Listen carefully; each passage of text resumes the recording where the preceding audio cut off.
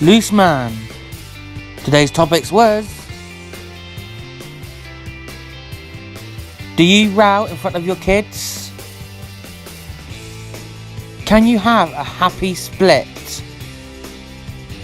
And should you try to change your partner? Today's panel was Andrea McLean, Gloria Huniford, Jane Moore, and Coleen Nolan. And now with me, Ashley Gardner. Today's guest was I'm Celeb runner-up Emily Atack and Debbie McGee.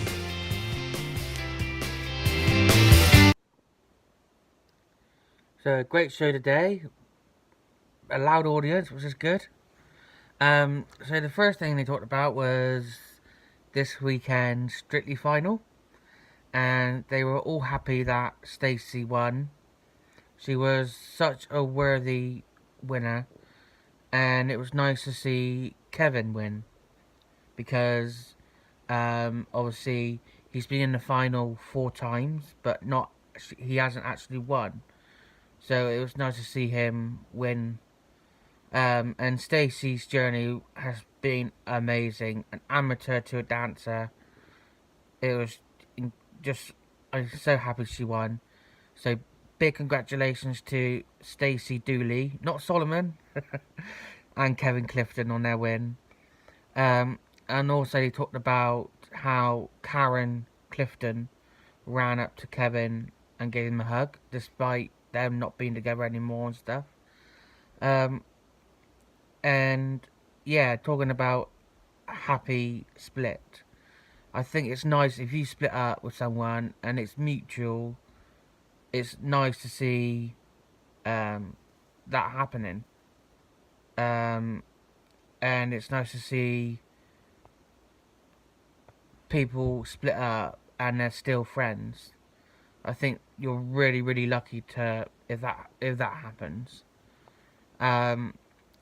After they asked, should you try and change your partner?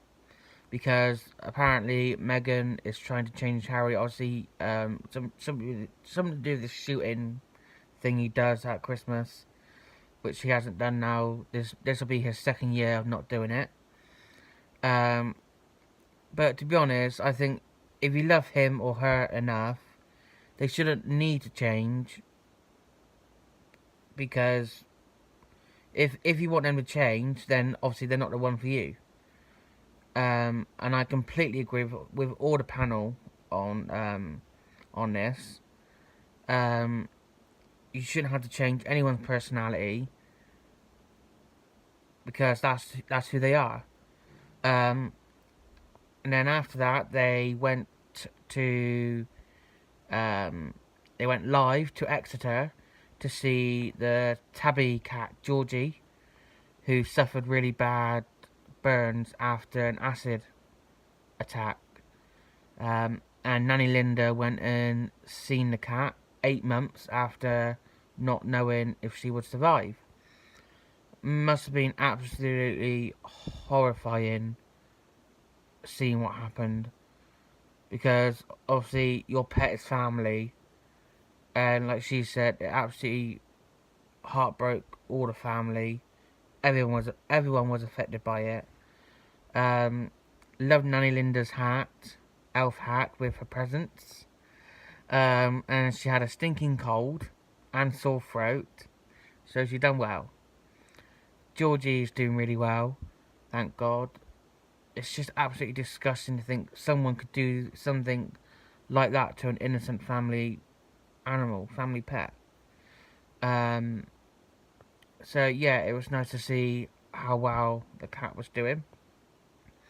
So according to research, parents' arguments have little or no negative effect on children unless disagreements remain unresolved. With kids needing to know how arguments can be settled and relationships move on. Do you row in front of your children? Do you worry that it could be harmful to them, or is it a good way for them to learn that people can disagree and make up again? Um, Obviously, I don't have kids, but I've been with people that do and do argue in front of their kids, and for me, I really don't agree with having full-on arguments in front of your children. I think it's wrong. Disagreements, yeah, that's fine, but not when it escalates to a full-on screaming match. I agree with Coleen. If you're screaming and shouting at each other, no one's getting their point across instead of just talking about it. Um, and I do think it's unhealthy for the children to be in that kind of environment. Exactly what Coleen said. Um, and then Gloria and Jane had a little disagreement. And Coleen was like, "Oh, let's get comfortable." Sat back in their seat, had a drink. It was funny. And it's so nice to have Coleen back on the panel. And for me, by the end of this topic, it did get a little bit uncomfortable. The way Gloria and Jane was disagreeing with each other, um, and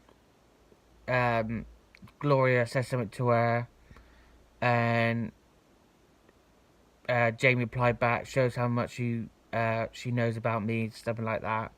That I did really find uneasy and uncomfortable. Yeah, I know that they're friends afterwards and stuff, but that's the first time the show's ever made me felt like that watching it. Um, so the first guest come on, Debbie McGee, came on to talk about how she's ready to face Christmas again after losing her husband 2 years ago, Paul Daniels. And um, she went on Strictly to help her after Life Without Paul. It really helped her. Obviously, Paul passed away, and then she went to Strictly. Um, I guess that doing that, a lot of the time she's not on her own because she's always training, or she's never on her own. Whereas obviously after Strictly,